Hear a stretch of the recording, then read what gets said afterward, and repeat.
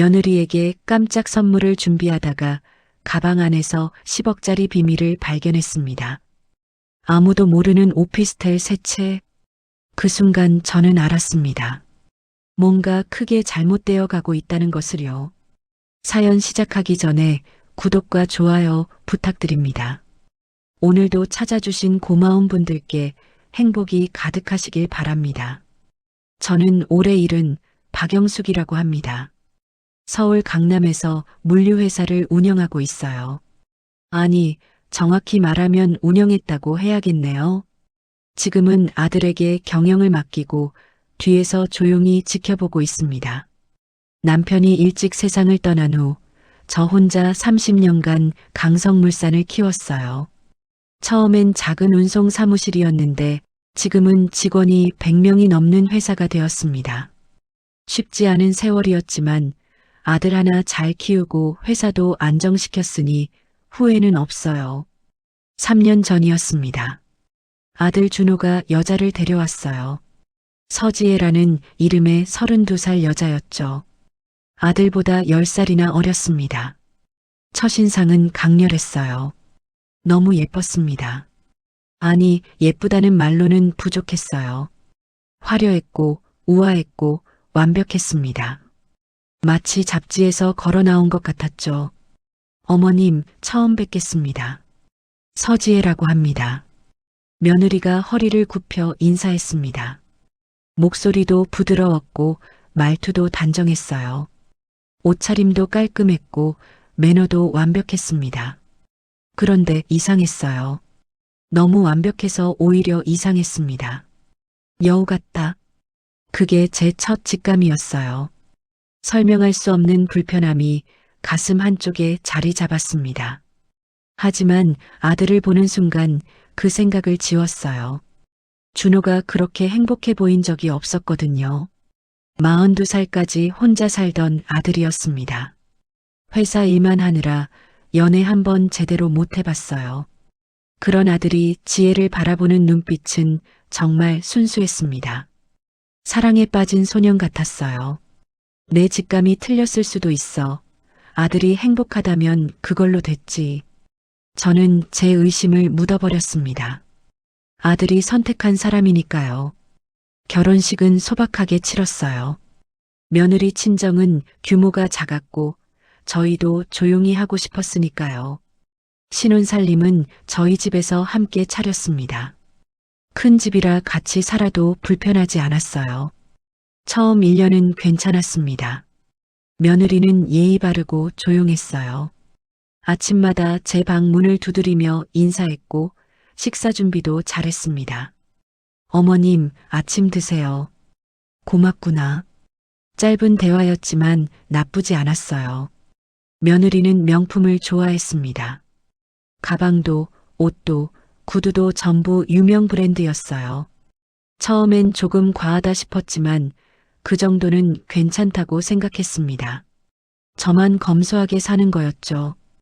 오래된 습관이었어요. 어렵게 돈을 벌어봤으니까 함부로 쓰는 게 아까웠습니다.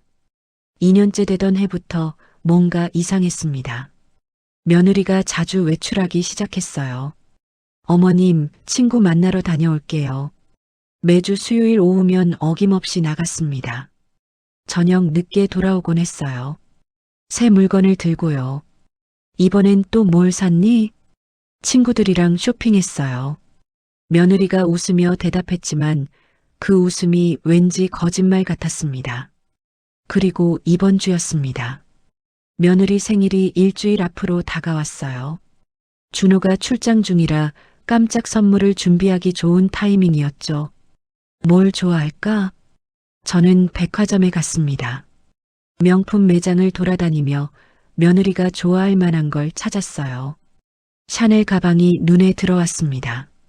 깔끔하고 우아한 디자인이었죠. 이걸로 주세요. 1,000만 원이 넘는 가격이었지만 아깝지 않았어요. 며느리가 기뻐할 얼굴을 상상하니 괜찮았습니다. 집으로 돌아온 저는 예쁜 카드에 축하 편지를 작성했습니다. 카드에 예쁜 리본까지 달았지요. 며느리 옷장에 살짝 넣어두고 깜짝 놀라게 하면 재미있겠다. 그렇게 하기로 마음먹었습니다. 다음 날 오후였습니다. 준호는 회사에 갔고 며느리는 수요일이라 친구 만나러 나갔어요. 집에는 저 혼자였습니다. 저는 선물 상자를 들고 며느리 방으로 갔습니다. 문을 열고 들어서는데 은은한 향수 냄새가 났어요. 며느리가 쓰는 비싼 향수였죠. 옷장 문을 열었습니다. 정갈하게 정리된 옷들이 보였어요. 명품 가방들도 한쪽에 가지런히 놓여 있었습니다. 여기 넣어두면 되겠네. 그때였습니다. 제가 산 샤넬 가방과 똑같은 가방이 눈에 들어왔어요. 어머! 저는 깜짝 놀라 그 가방을 집어들었습니다. 분명히 같은 모델이었어요. 색깔도 디자인도 똑같았습니다. 이미 가지고 있었구나. 어쩌지? 당황스러웠어요. 선물을 다른 걸로 바꿔야 하나 고민했습니다. 그런데 뭔가 이상했어요. 가방이 묵직했습니다. 안에 뭔가 들어있는 느낌이었죠. 가방에 뭘 넣어뒀을까? 호기심이 일었습니다. 저는 가방을 열었어요. 서류 뭉치가 나왔습니다. A사 용지 여러 장이 깔끔하게 접혀 있었어요. 저는 그걸 꺼내 펼쳤습니다. 부동산 매매 계약서였습니다. 첫 번째 장을 읽었어요. 강남구 역삼동 오피스텔, 매매가 3억 8천만 원, 매수인 서지혜. 손이 떨렸습니다. 다음 장을 넘겼어요. 서초구 반포동 오피스텔, 매매가 4억 2천만 원, 매수인 서지혜. 또 다음 장을 넘겼습니다. 송파구 잠실동 오피스텔, 매매가 3억 5천만 원, 매수인 서지혜. 총 3채였습니다. 계약 날짜를 보니 전부 지난 1년 안에 이루어진 거래들이었어요. 저는 계산기를 꺼냈습니다. 손이 떨려서 숫자를 제대로 누르기 힘들었어요. 3억 8천, 더하기 4억 2천, 더하기 3억 5천, 총 11억 5천만 원이었습니다. 이게 대체 뭐지? 머릿속이 하얗게 변했어요. 며느리가 오피스텔을 샀다고요? 그것도 3채나? 저는 아들한테 들은 적이 없었습니다. 준호가 며느리한테 그런 큰 돈을 줬다는 이야기도, 며느리가 부동산 투자를 한다는 이야기도요. 계약서를 자세히 들여다봤습니다. 매수인은 전부 서지혜였어요. 준호 이름은 어디에도 없었습니다. 돈은 어디서 났을까? 며느리는 전업주부였어요. 결혼 전에 다니던 회사도 작은 곳이었고 돈을 모을 만한 환경이 아니었죠. 친정도 넉넉하지 않았고요. 그렇다면 결혼 후에 생긴 돈이라는 건데 11억을 어떻게 마련했을까요? 설마 회사 돈? 등골이 서늘해졌습니다. 저는 서류를 다시 가방 안에 넣었어요. 손이 계속 떨렸습니다. 가방을 원래 자리에 놓고 옷장 문을 닫았습니다. 제가 산 선물 가방을 들고 방을 나왔어요. 문을 조용히 닫고 제 방으로 돌아왔습니다. 침대에 앉았습니다. 가슴이 두근거렸어요. 아들한테 물어봐야 하나? 하지만 뭐라고 말해야 할지 몰랐습니다. 며느리 옷장을 몰래 뒤졌다고 할 수도 없고 혹시 아들이 알고 있는 일이라면 괜히 의심한 게 되니까요. 일단 조심스럽게 알아봐야겠어. 저는 결심했습니다. 그날 저녁 준호가 퇴근했습니다. 엄마 다녀왔습니다. 어서 와. 피곤하지? 괜찮아요. 저는 차를 한 잔 따라주며 넌지시 물었습니다. 준호야, 요즘 회사 형편은 어때? 작년보다 매출이 좀 올랐어요. 그래, 다행이다. 저는 조심스럽게 말을 이었어요. 그런데 지혜가 부동산 투자 같은 거 한다는 이야기 들었니? 준호가 고개를 갸우뚱했습니다. 부동산이요? 아니요, 그런 이야기 없는데요. 오피스텔 같은 거 말이야. 오피스텔이요? 엄마, 우리 그럴 여유 없어요. 회사 운영도 빠듯한데 무슨 오피스텔을요. 아들은 정말 모르고 있었습니다. 눈빛이 순수했어요. 그냥 요즘 젊은 사람들이 투자 많이 한다길래 궁금해서 물어본 거야. 저희는 그런 거 없어요. 지혜도 그런 거 관심 없어요. 준호가 웃으며 대답했습니다. 그 순간 며느리가 거실로 들어왔어요.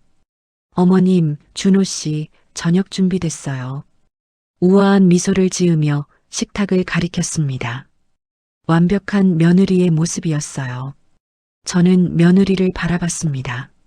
11억짜리 비밀을 숨기고 있는 여자를요. 너는 대체 누구니? 그날 밤 잠이 오지 않았습니다. 천장을 바라보며 계속 생각했어요. 며느리가 11억을 어디서 구했을까? 아들 몰래 그 큰 돈을 어떻게 마련했을까? 불길한 예감이 가슴을 짓눌렀습니다.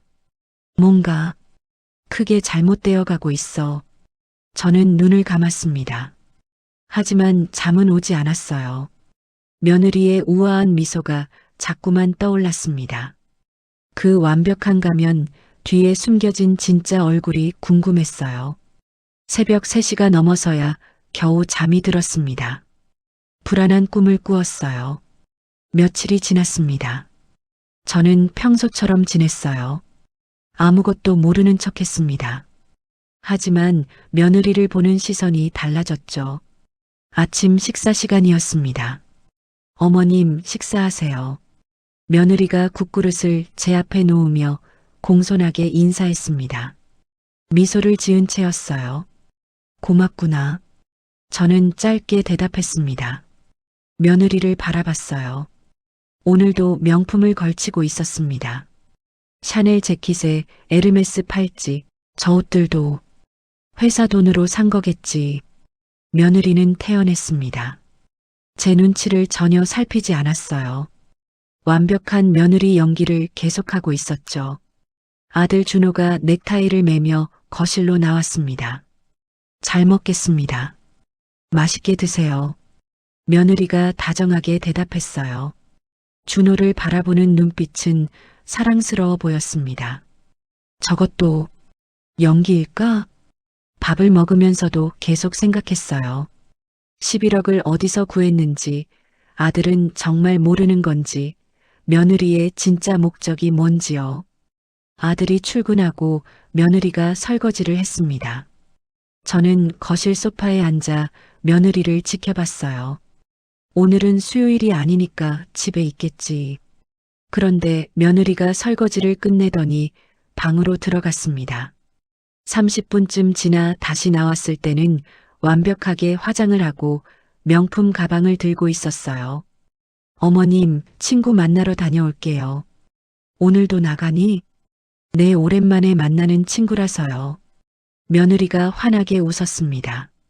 하지만 제 눈에는 그 웃음이 거짓으로 보였어요. 몇 시쯤 들어올 거니? 저녁 전에는 들어올게요. 어머님, 며느리가 현관문을 나섰습니다. 저는 창가로 다가가 내려다봤어요. 며느리가 택시를 타고 떠나는 모습이 보였습니다. 매주 수요일 외출. 그것도 이상해. 며느리 방으로 갔습니다. 뭔가 단서가 더 있을 것 같았어요. 조심스럽게 문을 열고 들어갔습니다. 책상 위를 살폈습니다. 깔끔하게 정리되어 있었어요. 서랍을 열었지만 특별한 건 없었습니다. 화장품과 액세서리 뿐이었죠. 침대 밑도 확인했습니다. 아무것도 없었어요. 며느리는 철저했습니다. 옷장에 숨겨둔 것처럼 또 다른 곳에 뭔가 있을지도 몰라. 하지만 더 이상 뒤지기가 조심스러웠어요. 며느리가 눈치챌 수도 있었으니까요. 저는 며느리 방을 나와 제 방으로 돌아왔습니다. 침대에 앉아 생각에 잠겼어요. 아들한테 한 번 더 물어봐야겠어. 저녁 무렵 준호가 퇴근했습니다. 며느리는 아직 들어오지 않았어요. 엄마, 다녀왔습니다. 어서 와. 피곤하지? 좀 피곤하네요. 오늘 거래처 미팅이 많았어요. 저는 차를 한 잔 따라주며 말했습니다. 준호야, 엄마가 하나만 물어볼게. 네, 엄마. 지혜한테 용돈 얼마나 주니? 준호가 잠시 생각하더니 대답했습니다. 한 달에 300만 원 정도요.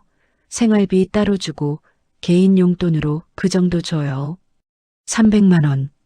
저는 계산했어요. 1년이면 3,600만 원. 3년이면 1억 정도. 11억과는 거리가 멀었습니다. 그 돈으로 충분하다고 하니? 네. 지혜가 검소한 편이라고 하더라고요. 검소하다고요? 명품만 걸치고 다니는데? 그런데 왜 갑자기 그걸 물어보세요? 아니야.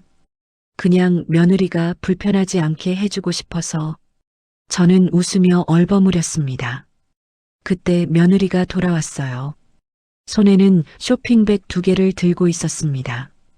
어머님, 준호 씨, 저 왔어요. 밝게 웃으며 인사했습니다. 자기 쇼핑했어? 준호가 물었어요. 친구가 백화점 직원이라 할인받아서 조금 샀어요. 며느리가 가볍게 대답했습니다.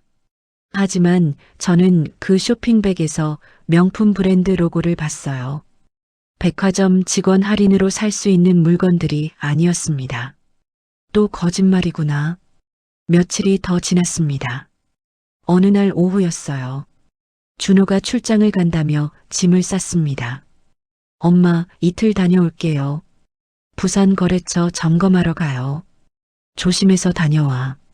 지혜야, 엄마 잘 모시고 있어줘. 걱정 마세요.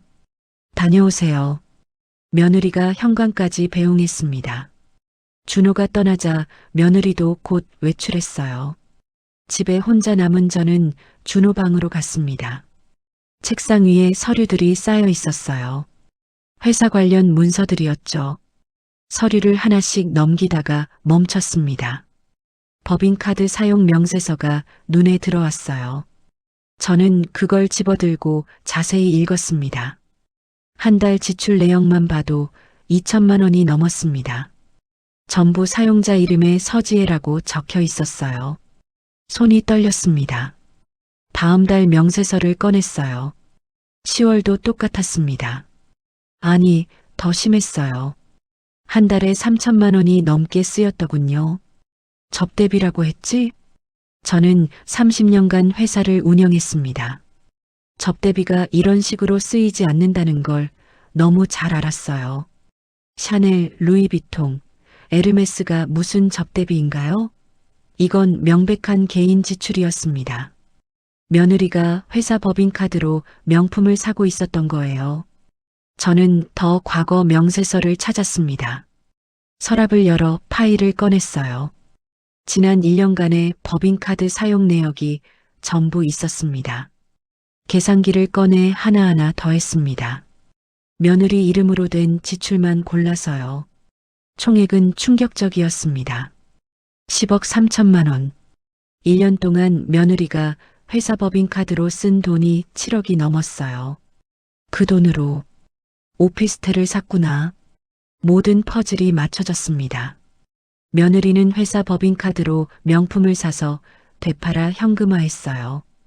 그렇게 빼돌린 돈으로 오피스텔 세 채를 샀던 겁니다. 고급 레스토랑 비용도 전부 법인카드로 결제했고요. 이건 횡령이었습니다.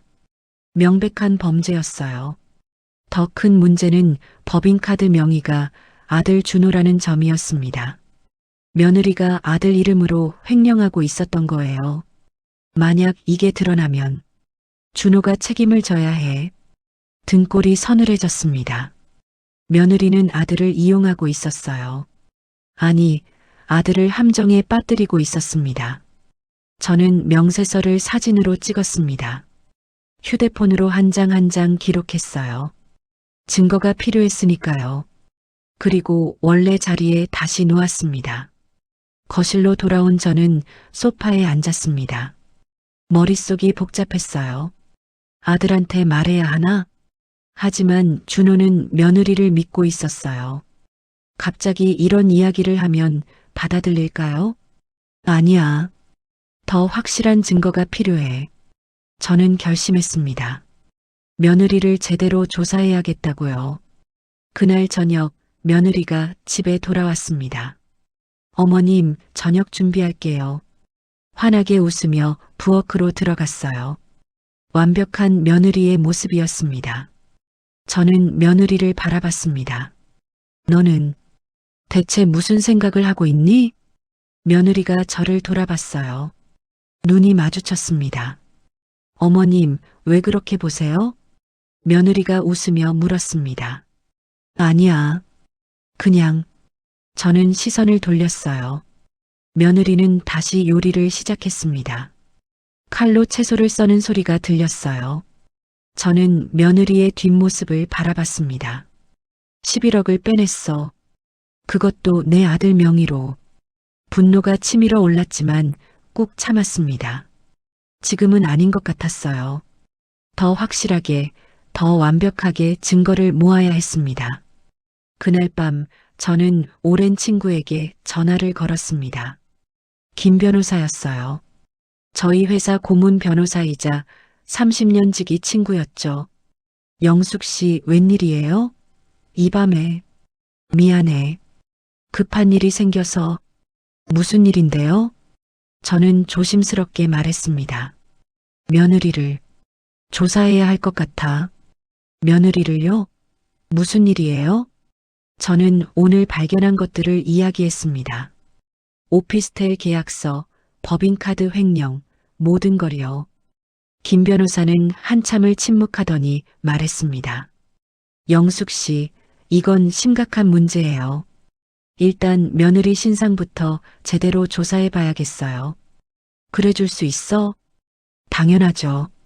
제가 아는 탐정 있어요. 조심스럽게 알아보겠습니다.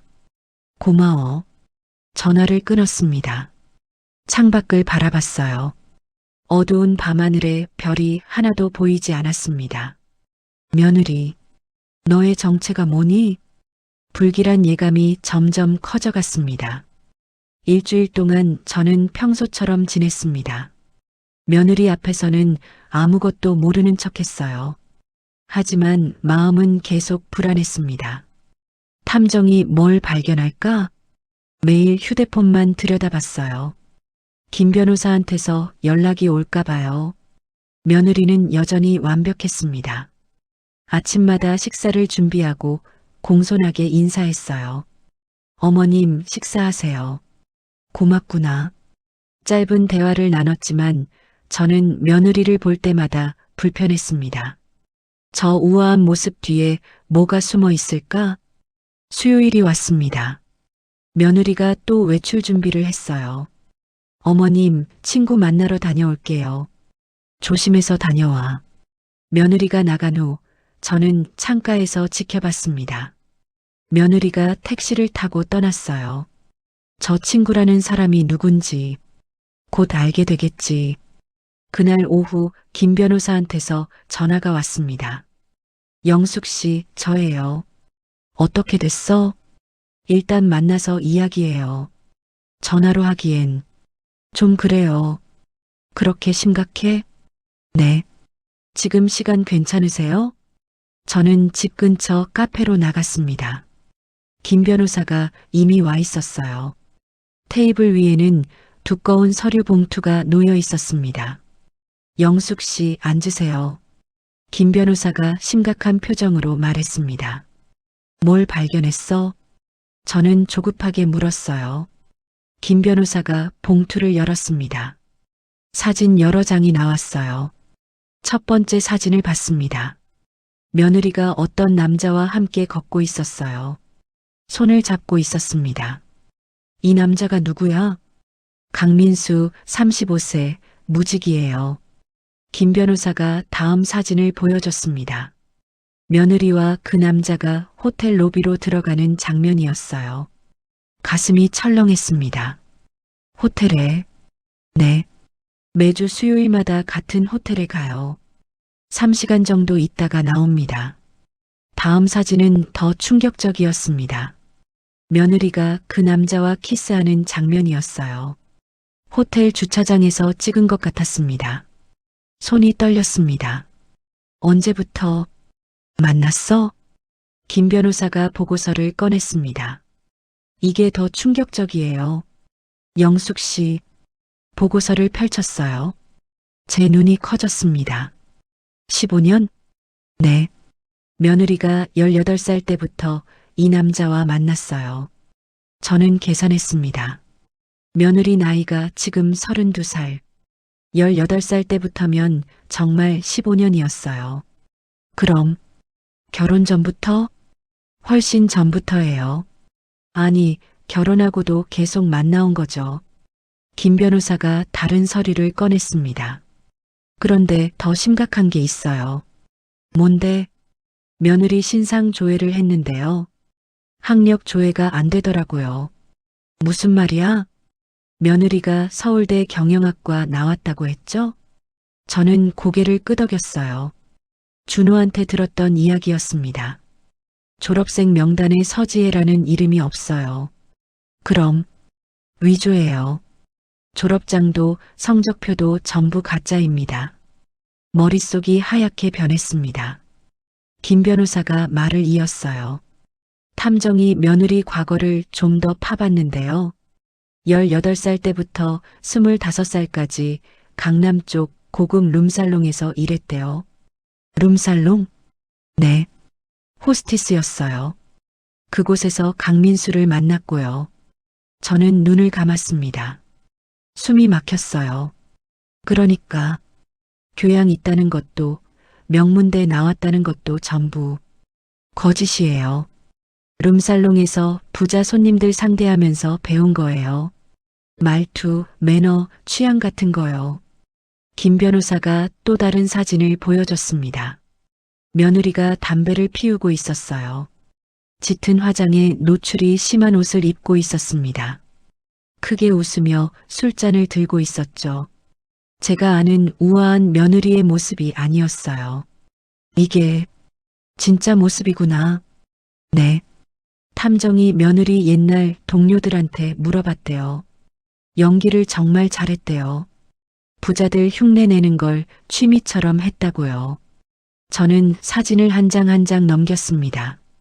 며느리와 강민수가 함께 찍은 사진들이었어요. 술집에서, 모텔에서, 여행지에서요. 그 남자, 강민수는 뭐 하는 사람이야? 과거에 몇 번 사업했다가 다 망했어요. 지금은 무직이고 며느리한테서 돈 받아서 살아요. 며느리한테서?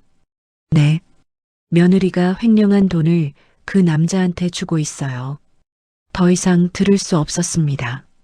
너무 충격적이었어요. 김 변호사가 조심스럽게 물었습니다. 영숙 씨, 괜찮으세요? 아니, 괜찮지 않아. 저는 고개를 저었습니다. 눈물이 날 것 같았어요. 우리 준호가 저런 여자한테 속고 있었다니. 며느리가 계획적으로 접근한 거예요. 준호 씨가 회사 대표라는 걸 알고 일부러 만난 거죠. 처음부터? 네. 탐정 말로는 며느리가 결혼 상대자를 물색할 때부터 조건을 정했대요. 회사 운영하는 사람, 순진한 사람, 늦은 나이에 결혼 안 한 사람. 저는 주먹을 쥐었습니다. 준호가 딱 그 조건이었네. 안타깝게도 그래요. 김 변호사가 차 한 잔을 건넸습니다. 저는 떨리는 손으로 받았어요. 그럼 며느리 목적이 뭐야? 돈? 일단은 그런 것 같아요. 횡령한 돈으로 오피스텔도 사고 강민수한테도 주고요. 혹시 더 큰 계획이 있는 건 아닐까? 김 변호사가 고개를 끄덕였습니다. 저도 그게 걱정이에요.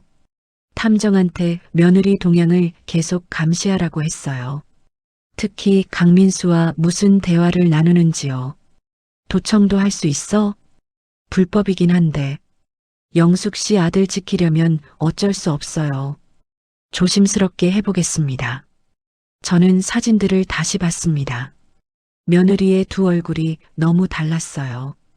집에서 보는 우아하고 공손한 며느리, 그리고 사진 속 담배 피우고 술 마시며 크게 웃는 여자. 어느 게 진짜일까? 아니, 둘 다 진짜겠지. 상황에 따라 바뀌는 거야. 김 변호사가 말했습니다. 영숙 씨, 일단 준호 씨한테는 아직 말하지 마세요. 왜? 며느리가 눈치챌 수 있어요. 더 확실한 증거를 모아야 해요. 알았어. 그리고 며느리 앞에서는 절대 티내지 마세요. 평소처럼 대하는 게 중요해요. 그게 쉬울까? 힘들겠지만 참으셔야 해요. 며느리가 의심하면 증거를 인멸할 수도 있어요. 저는 깊은 한숨을 내쉬었습니다. 카페를 나와 집으로 돌아왔습니다. 걸으면서도 계속 생각했어요. 15년을 만난 남자가 있었어. 그런데 우리 준호한테 시집 왔어. 왜? 돈 때문에? 현관문을 열고 들어섰습니다. 며느리가 소파에 앉아 있었어요. 휴대폰을 보다가 저를 보자 미소를 지었습니다. 어머님, 어디 다녀오셨어요? 응, 잠깐 산책했어. 저는 평온한 척 했습니다. 저녁 준비할게요. 뭐 드시고 싶으세요? 아무거나 괜찮아. 며느리가 부엌으로 들어갔습니다. 저는 소파에 앉아 며느리를 지켜봤어요.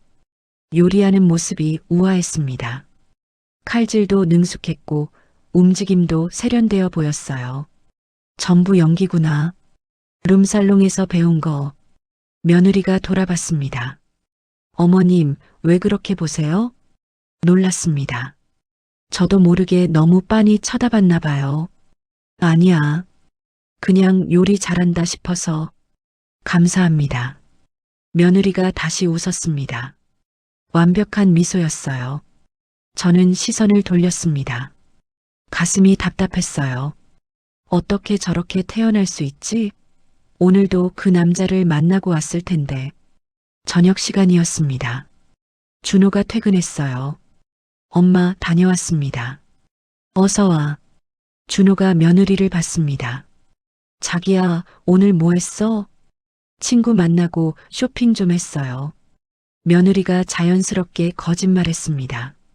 준호는 아무 의심 없이 고개를 끄덕였어요. 그래, 재미있었어? 네. 오랜만에 만나서 좋았어요. 저는 식사를 하면서도 며느리를 계속 관찰했습니다. 정말 완벽했어요. 표정 하나, 말투 하나 흐트러지는 게 없었습니다. 15년 동안 연기를 해왔으니까 이제 몸에 밴 거겠지. 식사 후 저는 거실 소파에 앉아 생각했습니다. 다음엔 뭘 해야 하지? 김 변호사가 며느리와 강민수의 대화를 녹음하겠다고 했어요. 그걸 기다려야 했습니다. 며느리가 설거지를 마치고 나왔습니다. 어머님, 차 한 잔 드릴까요? 아니야. 괜찮아. 네, 그럼 편히 쉬세요. 며느리가 공손하게 인사하고 방으로 들어갔습니다. 저는 며느리 방 쪽을 바라봤어요. 저 안에서는 어떤 얼굴을 하고 있을까? 혼자 있을 때는 가면을 벗을까? 궁금했지만 알 수 없었습니다. 그날 밤 잠이 오지 않았어요. 오늘 본 사진들이 계속 떠올랐습니다. 담배 피우는 며느리, 술 마시는 며느리, 강민수와 키스하는 며느리. 준호한테 언제 말해야 하지? 어떻게 말해야 받아들일까? 고민이 깊어졌습니다. 새벽 2시가 넘어서야 겨우 잠이 들었어요. 꿈을 꿨습니다. 며느리가 두 얼굴을 가진 괴물로 변하는 꿈이었어요. 일주일이 지났습니다. 집에서는 평소와 다름없는 하루하루가 흘러갔어요. 며느리는 여전히 완벽한 며느리였고 준호는 아무것도 모르는 순진한 남편이었습니다. 저만 혼자 진실을 알고 있었어요. 그 무게가 점점 무거워졌습니다. 어머님, 식사하세요. 며느리가 아침 식탁을 차렸습니다. 국그릇을 제 앞에 놓으며 미소 지었어요. 고맙구나. 저는 짧게 대답했습니다. 며느리를 바라볼 때마다 사진 속 모습이 떠올랐어요. 언제까지 이렇게 참아야 하지? 그날 오후 휴대폰이 울렸습니다. 김 변호사였어요. 영숙 씨, 저예요. 무슨 일이야? 급하게 만나야겠어요. 지금 시간 돼요? 그렇게 급해? 네. 중요한 걸 발견했어요. 김 변호사 목소리가 떨리고 있었습니다. 심상치 않았어요. 알았어. 어디서 볼까? 저번에 갔던 카페로 와주세요. 30분 후에요. 전화를 끊었습니다. 가슴이 두근거렸어요. 뭘 발견했길래 저렇게 급해하지? 며느리에게 말했습니다. 나 잠깐 나갔다 올게. 어디 가세요, 어머님? 은행 좀 들렀다가. 제가 같이 갈까요? 아니야. 혼자 갈게. 며느리가 현관까지 따라 나왔습니다. 조심해서 다녀오세요. 저는 고개만 끄덕이고 나왔습니다. 카페에 도착했을 때 김 변호사가 이미 구석 자리에 앉아 있었어요. 표정이 굳어 있었습니다. 오셨어요? 여기 앉으세요. 저는 자리에 앉았습니다. 무슨 일이야? 그렇게 급하게. 김 변호사가 주변을 살피더니 작은 목소리로 말했습니다. 탐정이 녹음을 했어요. 녹음?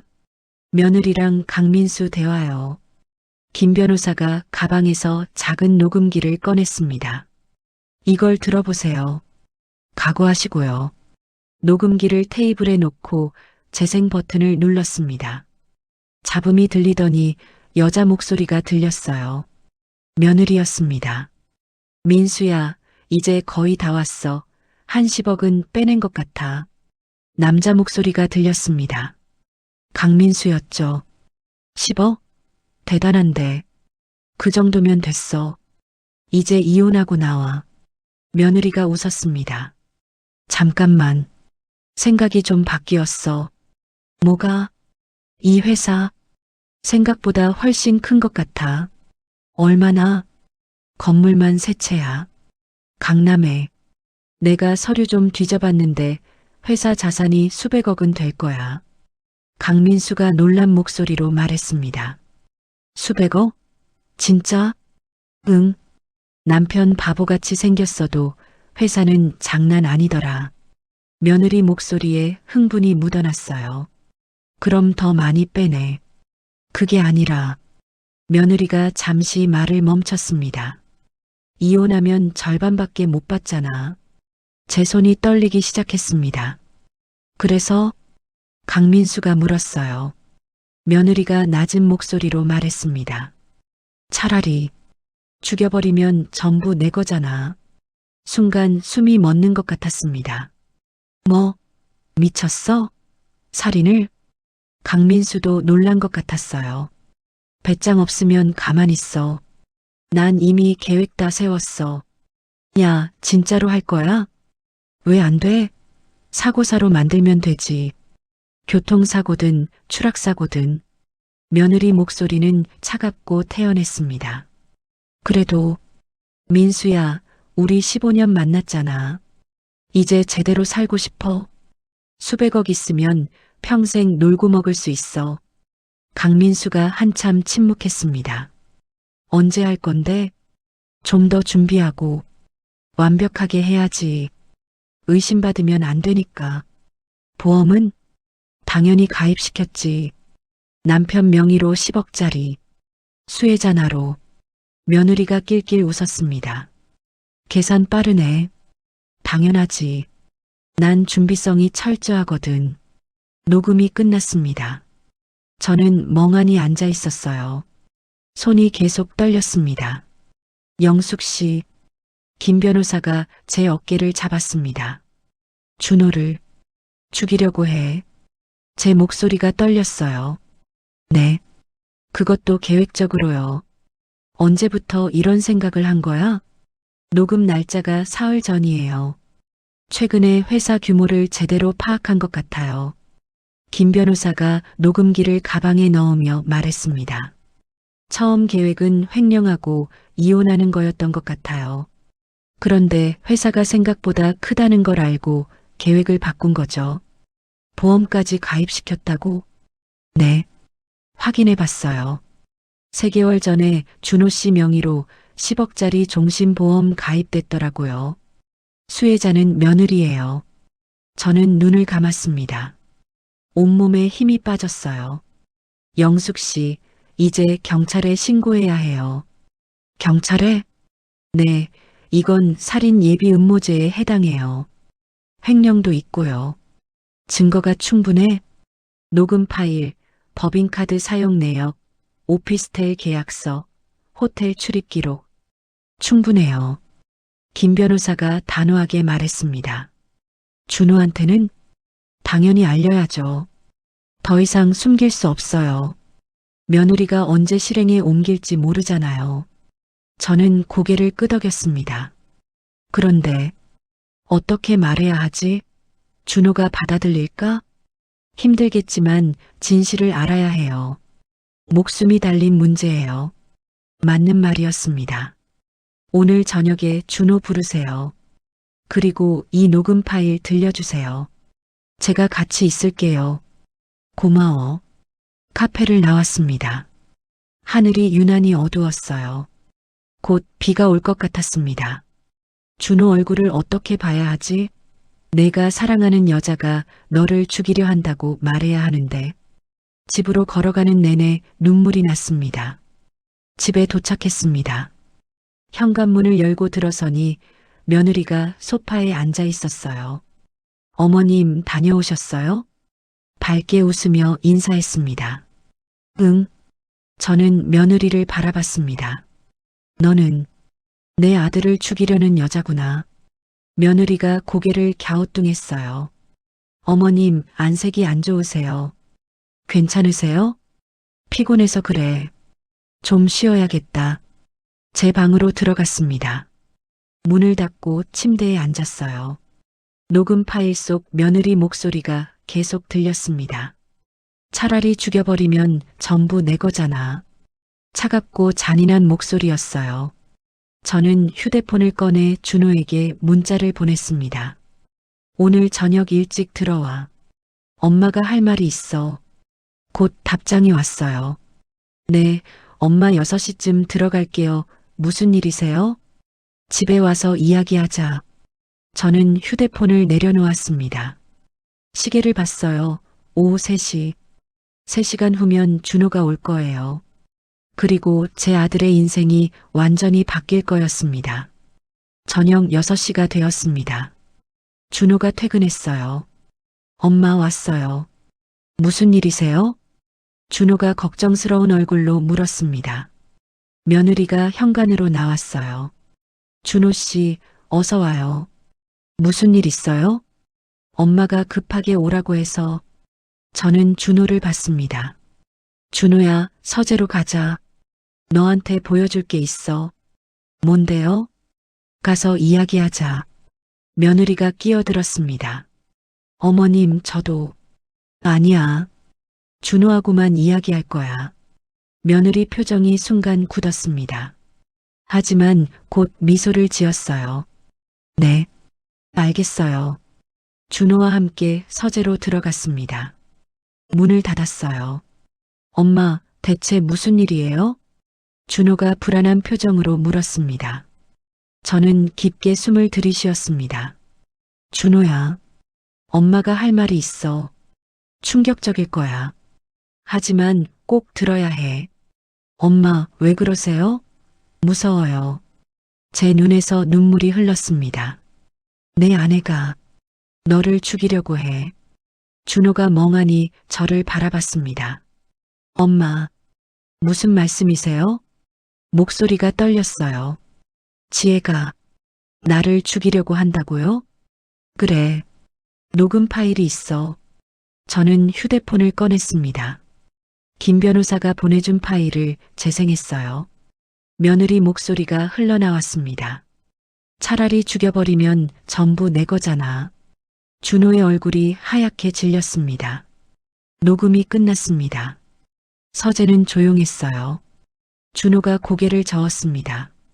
아니야. 이건 뭔가 오해예요. 오해가 아니야. 지혜가 그럴 리 없어요. 엄마, 이건. 준호가 일어났습니다. 손이 떨리고 있었어요. 앉아. 더 보여줄 게 있어. 저는 준호를 앉혔습니다. 휴대폰에서 사진들을 꺼냈어요. 며느리와 강민수가 호텔에 들어가는 사진, 키스하는 사진, 술집에서 웃는 사진. 이게 뭐예요? 준호 목소리가 갈라졌습니다. 지혜가 15년 전부터 만나온 남자야. 강민수라고 해. 15년? 응. 내가 만나기 훨씬 전부터. 결혼하고도 계속 만났어. 준호가 사진을 뚫어지게 봤습니다. 매주 수요일 친구 만난다고 나갔잖아. 이 남자를 만난 거였어. 아니야. 준호가 고개를 저었습니다. 저는 오피스텔 계약서 사진을 보여줬어요. 지혜 명의로 오피스텔 세 채, 총 11억이야. 11억? 회사 법인카드로 개인 물품 사서 횡령한 거야. 그 돈으로 오피스텔 샀어. 법인카드 명세서도 보여줬습니다. 1년 동안 7억 넘게 썼어. 전부 4명의 카드로. 준호가 서류를 보며 입술을 깨물었습니다. 그리고 이것도 생명보험 가입 증명서를 보여줬어요. 10억짜리 보험. 3개월 전에 가입됐어. 수혜자는 지혜야. 준호가 숨을 크게 내쉬었습니다. 다 거짓말이었어요? 응. 서울대 나왔다는 것도 위조야. 졸업장도 가짜고. 그럼 지혜는 대체 누구예요? 저는 며느리의 과거를 이야기했습니다.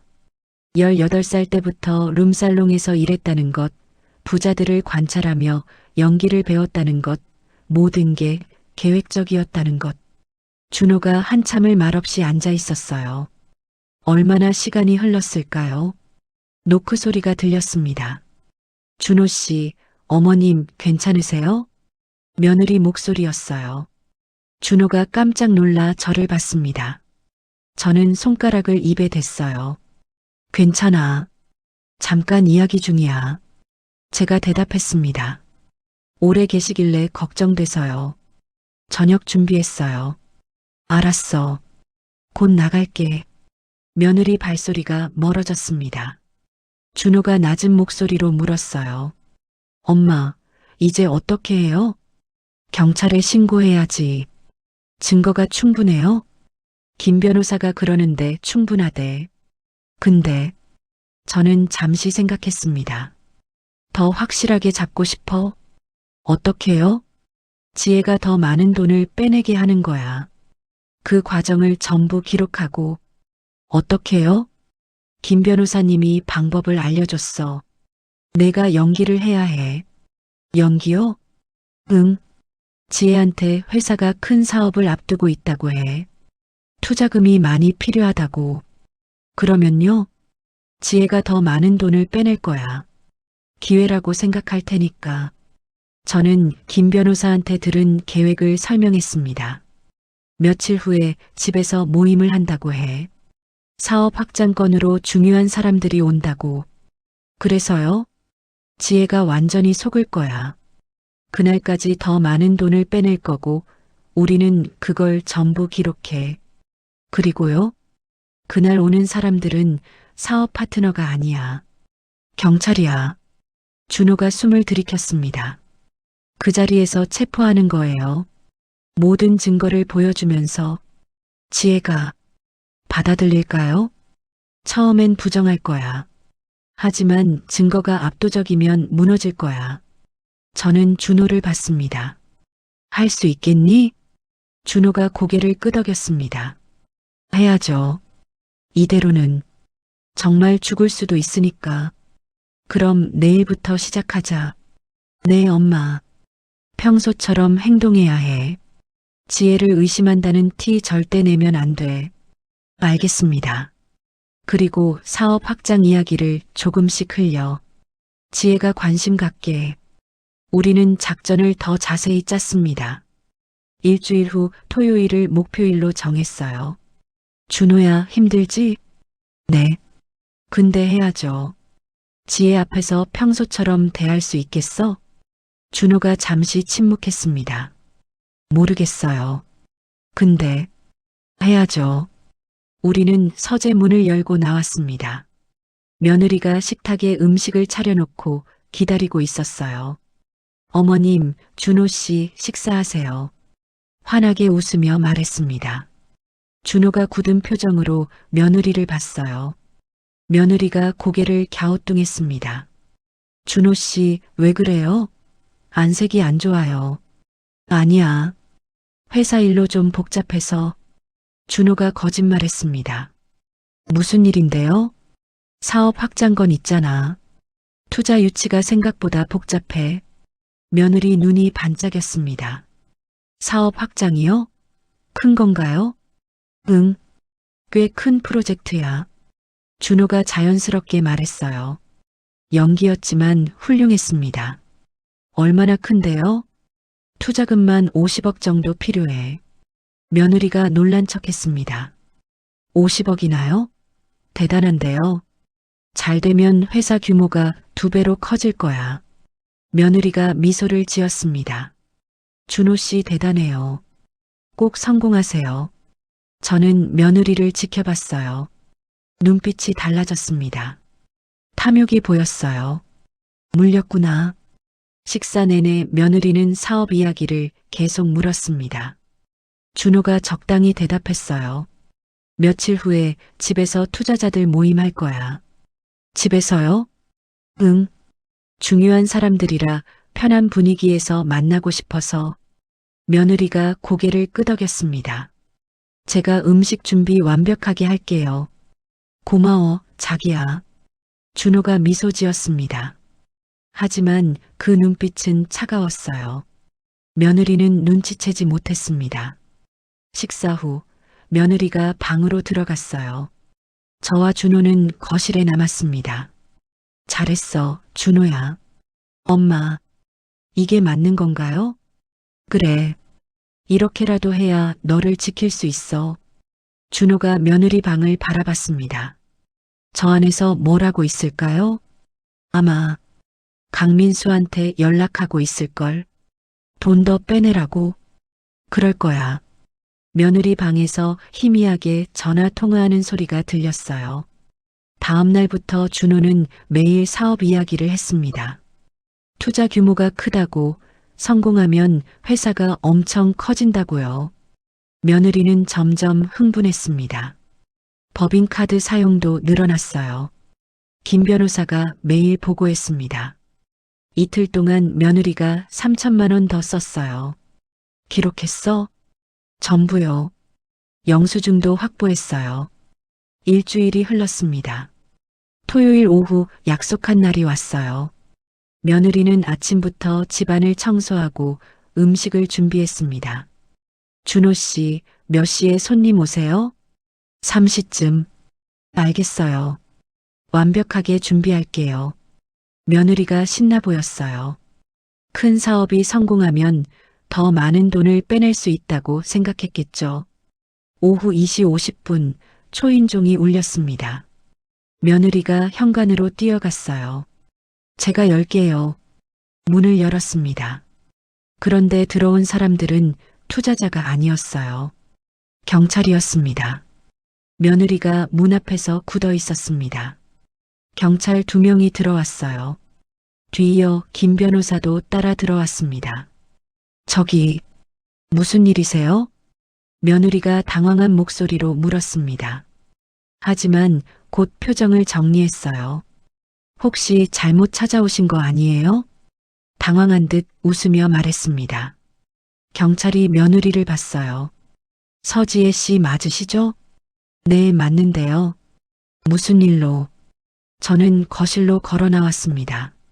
준호도 따라왔어요. 며느리가 저를 봤습니다. 순간 눈빛이 흔들렸어요. 어머님, 이게 무슨... 거실로 가자. 제가 말했습니다. 모두 거실로 이동했어요. 경찰 2명, 김 변호사, 저, 준호, 그리고 며느리. 며느리는 소파에 앉았습니다. 대체 무슨 일인지 설명 좀 해주세요. 며느리가 차분하게 말했습니다.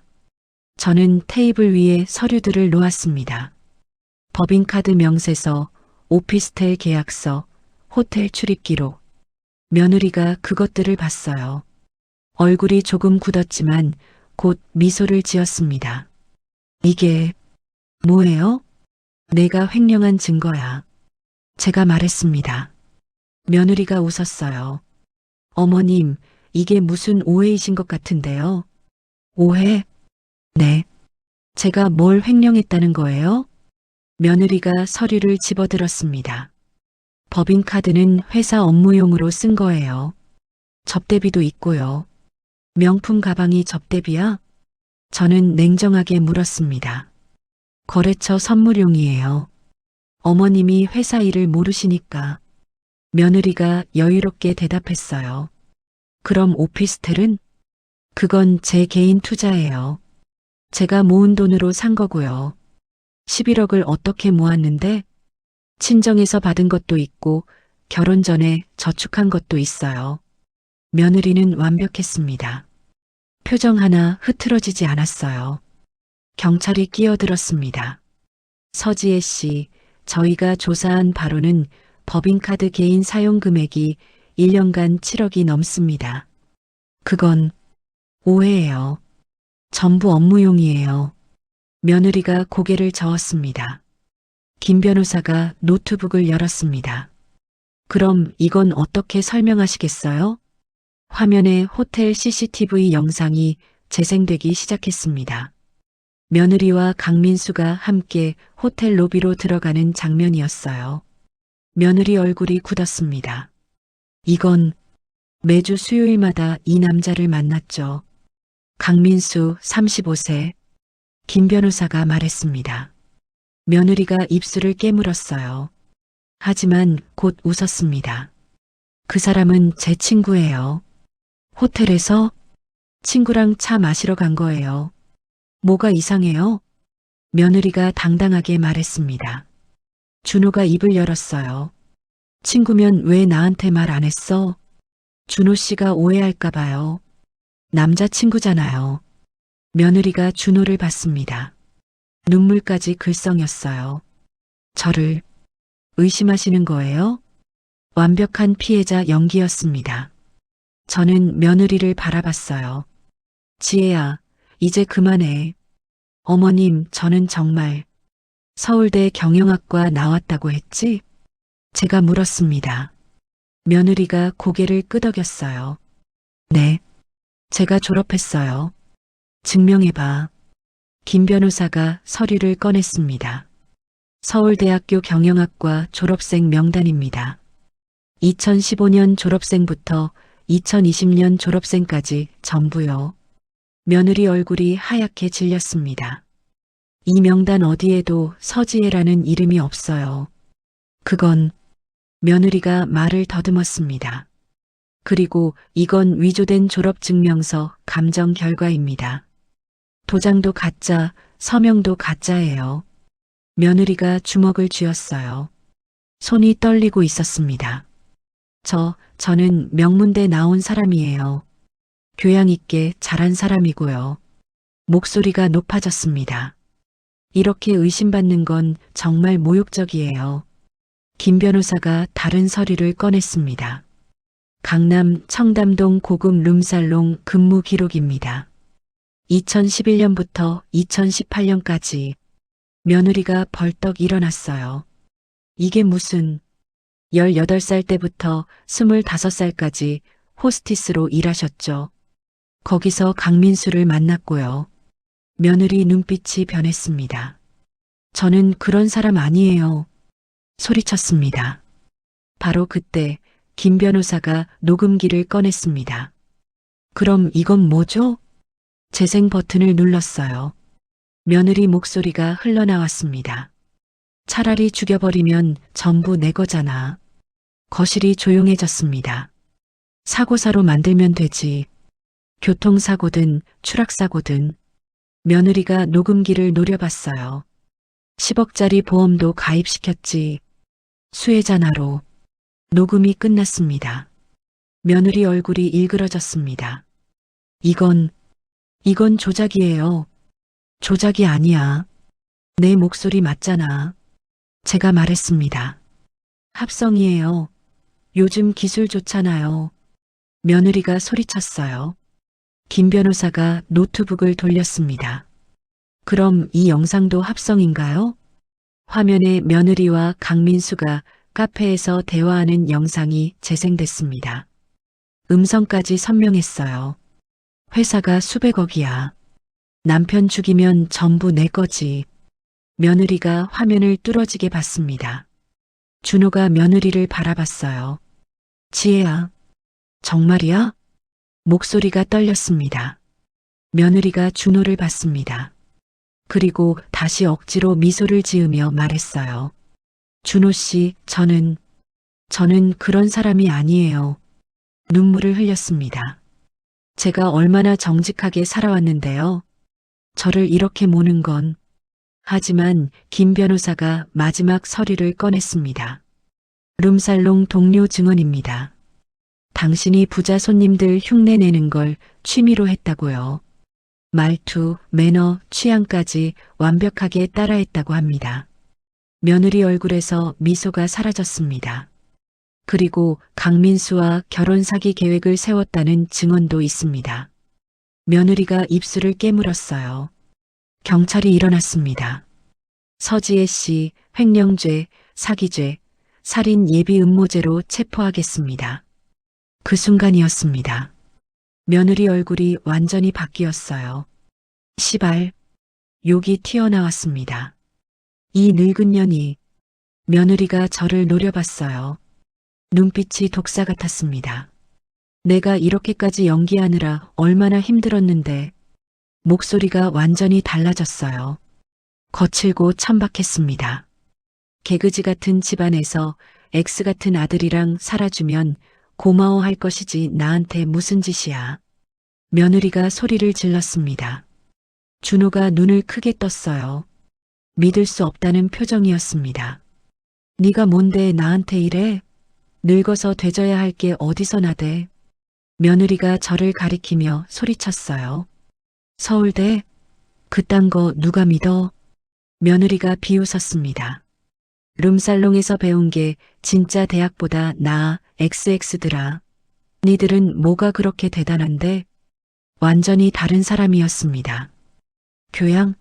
품위? 웃기고 있네. 니들도 똑같아. 잘난 척들 하지 마. 며느리가 머리를 쓸어 올리며 준호를 보며 비웃었습니다. 42살 먹고 여자도 모르는 바보 새끼. 교양 좋아하네. 내가 좀 예쁘게 웃어주니까 완전 녹아버리더니 어디서 교양 있는 척이야. 준호 얼굴이 하얗게 질렸습니다. 며느리가 계속 욕을 쏟아냈어요. 저는 며느리를 바라봤습니다. 이게 진짜 모습이구나. 수백억? 당연히 탐나지. 내가 왜 너랑 결혼했는데? 당연히 돈 때문이지. 며느리가 소파를 발로 찼습니다. 경찰이 며느리에게 다가갔습니다. 서지혜 씨, 조용히 하세요. 며느리가 경찰한테도 욕했어요. 나 변호사 부를 거야. 이거 다 증거 없어. 조작이라고. 경찰이 수갑을 꺼냈어요. 시발, 손대지 마. 며느리가 소리쳤습니다. 하지만 경찰은 며느리에게 수갑을 채웠어요. 싫어. 놔줘. 며느리가 발버둥쳤습니다.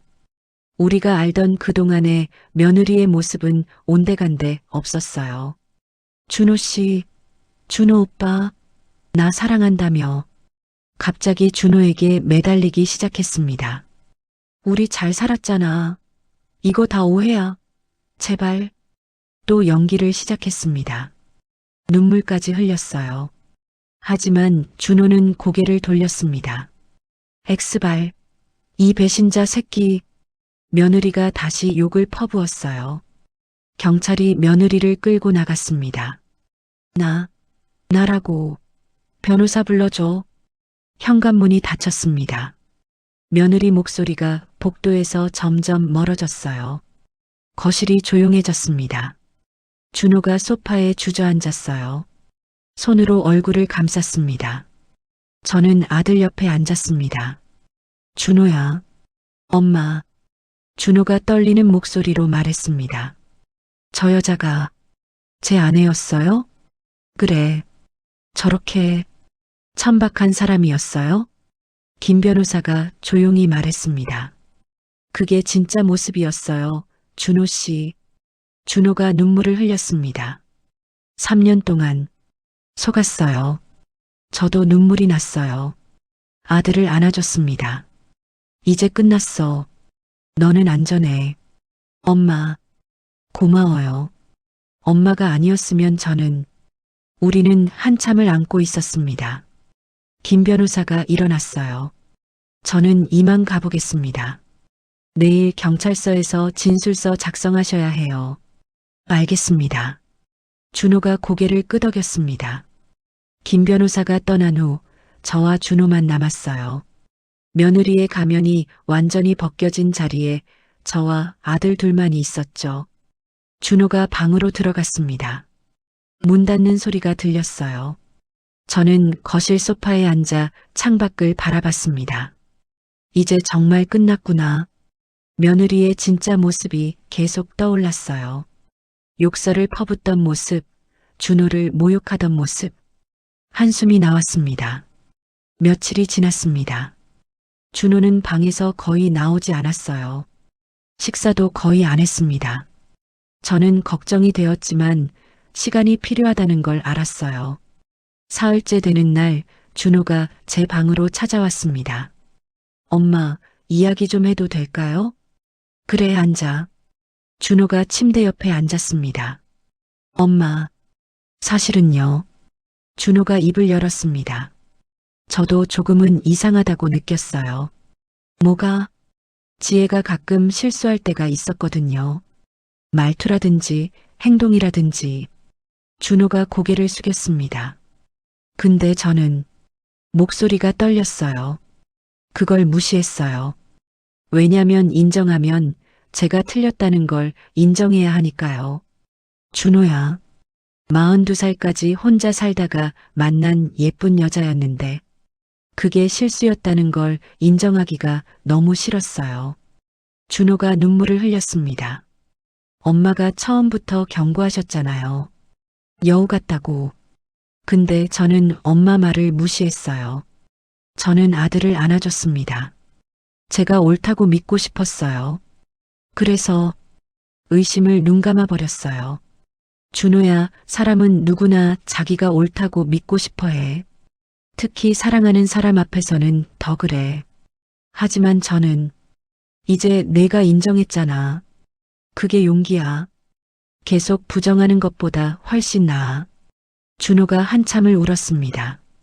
제품에서 어린아이처럼 울었어요. 일주일 후 경찰서에서 연락이 왔습니다. 강민수도 체포되었다고요. 김 변호사가 보고서를 가져왔습니다. 며느리와 강민수 둘 다 구속됐어요. 증거가 워낙 확실해서 부인할 수가 없대요. 다행이네요. 준호가 말했습니다. 그리고 준호 씨, 김 변호사가 서류를 꺼냈어요. 회사 법인카드 불법 사용권은 준호 씨 책임이 아닌 걸로 정리됐어요. 회사가 영숙 씨 명의니까 법적 문제 없어요. 그걸 지혜한테 말씀 안 하신 거예요? 당연하지. 겉으로 티내면 뭐해? 검소하게 사는 게 좋아. 준호가 쓴웃음을 지었습니다. 지혜가 완전히 잘못 계산했네요. 김 변호사가 덧붙였어요. 며느리가 그걸 몰랐던 거예요. 준호 씨가 회사 대표니까 전부 준호 씨 거라고 착각했죠. 준호가 고개를 저었습니다. 엄마가 아니었으면 전 정말 위험했겠네요. 이제 괜찮아. 재판 날짜가 잡혔습니다. 2달 후였어요. 그 사이 준호는 천천히 일상으로 돌아왔습니다. 회사에 출근하고 업무를 보고 평범하게 살았어요. 하지만 여자에 대한 트라우마가 생긴 것 같았습니다. 누군가 소개를 시켜주려 해도 거절했어요. 재판이 열렸습니다. 저와 준호는 법정에 출석했어요. 며느리가 들어왔습니다. 수갑을 차고 있었어요. 화장기 없는 얼굴은 창백했습니다. 며느리가 저를 봤어요. 눈빛에 증오가 가득했습니다. 저는 시선을 돌렸습니다. 재판이 시작되었어요. 검사가 증거들을 제출했습니다. 녹음 파일, 법인카드 명세서, 오피스텔 계약서, 호텔 출입 기록, 위조 학력 증명서. 며느리 변호사가 변론했지만 소용없었어요. 증거가 너무 확실했으니까요. 며느리는 끝까지 억울하다고 주장했습니다. 저는 잘못한 게 없어요. 이건 모함이에요. 하지만 판사는 냉정했어요. 피고인 서지혜, 횡령죄, 사기죄, 살인 예비 음모죄로 징역 7년을 선고합니다. 며느리 얼굴이 하얗게 질렸습니다. 아니에요. 이건 잘못됐어요. 소리쳤지만 판결은 바뀌지 않았어요. 강민수도 같은 날 재판을 받았습니다. 징역 5년이었어요. 법정을 나오는데 며느리가 저를 봤습니다. 이 늙은 X, 작게 중얼거렸어요. 하지만 교도관이 끌고 갔습니다. 준호가 제 손을 잡았습니다. 엄마, 이제 정말 끝났어요. 그래, 끝났어. 1년이 지났습니다. 강성물산은 안정적으로 운영되고 있었어요.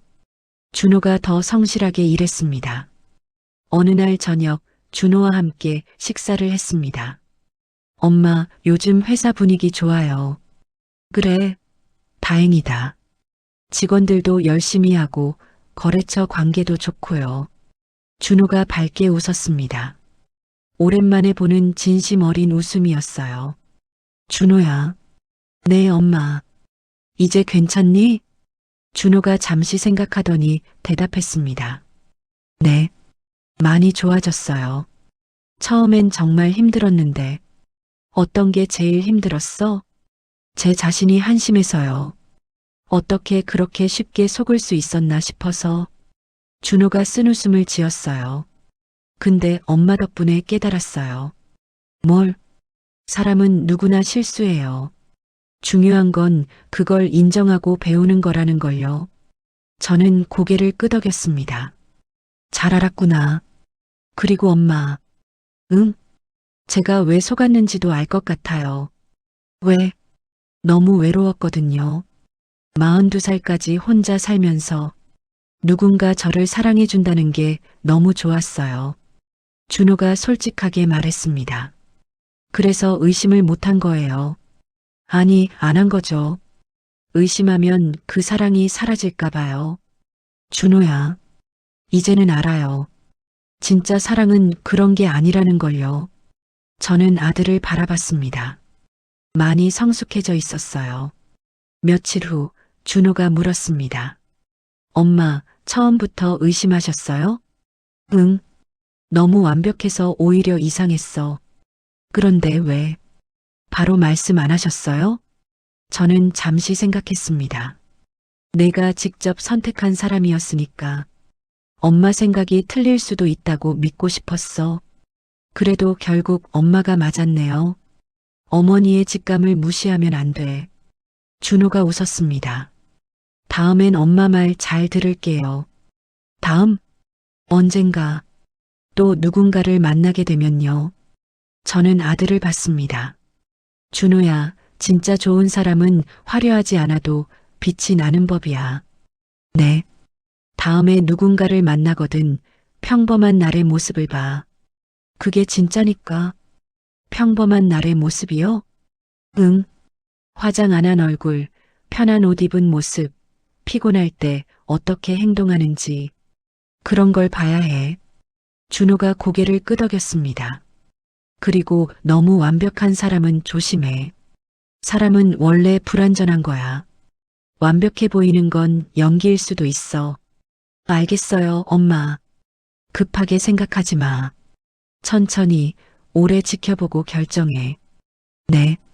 저는 창밖을 바라봤습니다. 단풍이 아름답게 물들어 있었어요. 엄마는 70년을 살면서 배운 게 있어. 뭔데요? 사람의 겉모습보다 본질을 보는 법이야. 시간이 지나면 가면은 벗겨져. 진짜 모습이 나오지. 준호가 진지하게 들었습니다. 지혜는 3년 동안 가면을 썼어. 하지만 결국 벗겨졌잖아. 맞아요. 그러니까 조급해하지 마. 시간을 두고 지켜봐. 진짜는 시간이 지나도 변하지 않거든. 네, 엄마. 명심할게요. 저는 다시 시장에 장을 보러 다니기 시작했습니다. 평범하고 소박한 제 일상으로 돌아왔어요. 시장 상인들이 반갑게 인사했습니다. 영숙 씨, 오랜만이에요. 그동안 어디 아프셨어요? 아니야. 집안일 좀 있었어. 저는 웃으며 대답했습니다. 배추를 고르고 물을 샀어요. 생선도 샀습니다. 집으로 돌아오는 길 며느리가 생각났습니다. 지금쯤 교도소에서 뭘 하고 있을까요? 후회하고 있을까요? 아니면 여전히 자신이 억울하다고 생각할까요? 궁금하지 않았습니다. 이미 끝난 일이었으니까요. 중요한 건 준호가 안전하다는 것, 그리고 제가 아들을 지켰다는 것이었어요. 집에 도착해서 장을 풀었습니다. 저녁 준비를 시작했어요. 준호가 퇴근했습니다. 엄마 다녀왔습니다. 어서 와. 피곤하지? 괜찮아요. 오늘 좋은 일 있었어요. 뭔데? 큰 거래처랑 계약 성사됐어요. 준호가 환하게 웃었습니다. 잘했네. 자랑스럽다. 엄마 덕분이에요. 내가 뭘 했다고. 엄마가 지켜주셨잖아요. 제 목숨을. 준호가 저를 안았습니다. 고마워요, 엄마. 괜찮아. 엄마니까. 저녁을 먹으며 준호가 말했습니다. 엄마, 이제 회사 일 제가 혼자서도 잘할 수 있을 것 같아요. 그래. 네. 이번 일로 많이 배웠어요. 사람 보는 눈도 생겼고요. 다행이다. 엄마는 이제 편히 쉬세요. 제가 다 할게요. 저는 아들을 바라봤습니다. 정말 많이 성장했어요. 알았어. 엄마도 이제 좀 쉴게. 밤이 되었습니다. 침대에 누워 하늘을 봤어요.